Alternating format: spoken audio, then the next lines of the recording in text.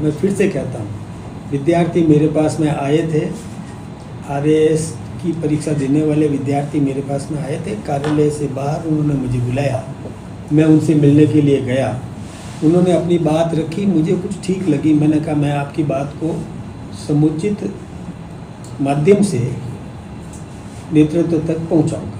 मैंने ये बात उनसे कही थी। उसके बाद वो मेरे घर पे भी आ गए।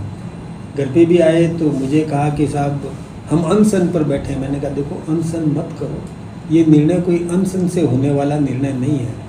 गर्मी का समय है, ज़्यादा देर तक भूखे रहोगे तो फिर तकलीफ पाओगे, शरीर खराब करोगे, हम फिर पुलिस आपको फोर्स फीडिंग के लिए ले जाएगी, अस्पताल में भर्ती कराएगी, ऐसा मत करो। मैंने उनको सही सलाह दी एक अभिभावक के रूप में, परिवार के बच्चों को किस प्रकार से शिक्षा देते हैं वैसे मैंने उनसे बात करी।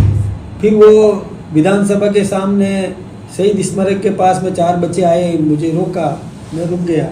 उन्होंने कहा साहब हमारे कुछ और साथी आ रहे हैं, आपसे बात करेंगे। मैंने कहा कर लो। मैं रुक गया, वहाँ बात हुई।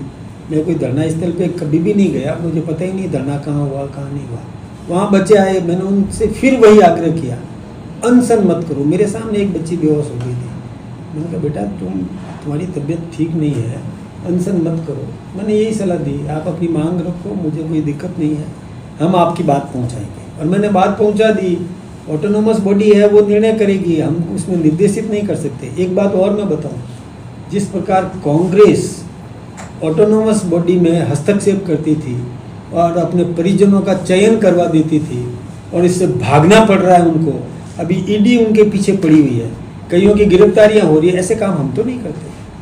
हम केवल सलाह देने का काम कर सकते हैं, बात पहुंचाने का काम कर सकते हैं, हम हस्तक्षेप नहीं कर सकते, राजनीतिक हस्तक्षेप नहीं कर सकते। इसलिए मैं स्पष्ट रूप से कहूँ, आप जो सवाल जिस रूप में पूछोगे मैं वही निवेदन करूँगा। मैं केवल बात पहुँचाना मेरा कर्तव्य है, राजनीतिक हस्तक्षेप ठीक नहीं है।